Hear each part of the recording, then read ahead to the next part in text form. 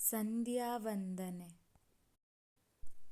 ಪ್ರಾಣಾಯಾಮಂ ಪ್ರತ್ಯಾಹಾರಂ ನಿತ್ಯಾನಿತ್ಯವಿವೇಕವಿಚಾರಂ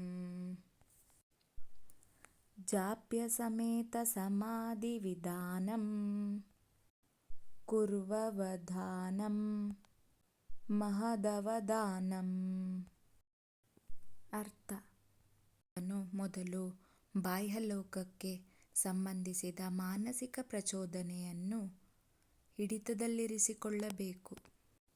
ಅಂತರಂಗ ಸಾಧನೆಯ ಅಂಗಗಳಾದ ಪ್ರಾಣಾಯಾಮ, ಪ್ರತ್ಯಾಹಾರ, ನಿತ್ಯಾನಿತ್ಯ ವಿವೇಕ, ಜಪ ಮತ್ತು ಯೋಗ ಸಾಧನೆಗಳಿಂದ ದೈವ ಸಾಕ್ಷಾತ್ಕಾರವಾಗುತ್ತದೆ.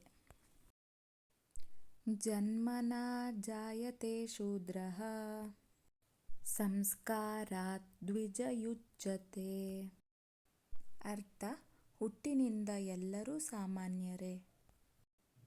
ತಾನು ಮಾಡುವ ಕ್ರಿಯೆಯ ಬಲದಿಂದ ಎರಡನೇ ಜನ್ಮ ಪಡೆದು ಬ್ರಹ್ಮಜ್ಞಾನ ಪಡೆಯಲು ಅರ್ಹನಾಗುತ್ತಾನೆ. ಬ್ರಹ್ಮಜ್ಞಾನವನ್ನು ಪಡೆಯಬೇಕಾದರೆ ಸುಲಭದ ದಾರಿಯೇ ಸಂಧ್ಯಾವಂದನೆ.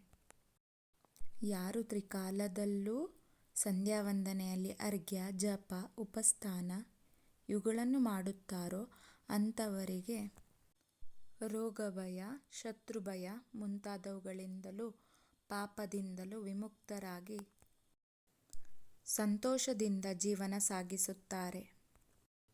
ಧನ್ಯವಾದಗಳು. ಈ ವಿಡಿಯೋ ನಿಮಗೆ ಇಷ್ಟ ಆದಲ್ಲಿ ಲೈಕ್ ಮತ್ತು ಸಬ್ಸ್ಕ್ರೈಬ್ ಮಾಡಿ.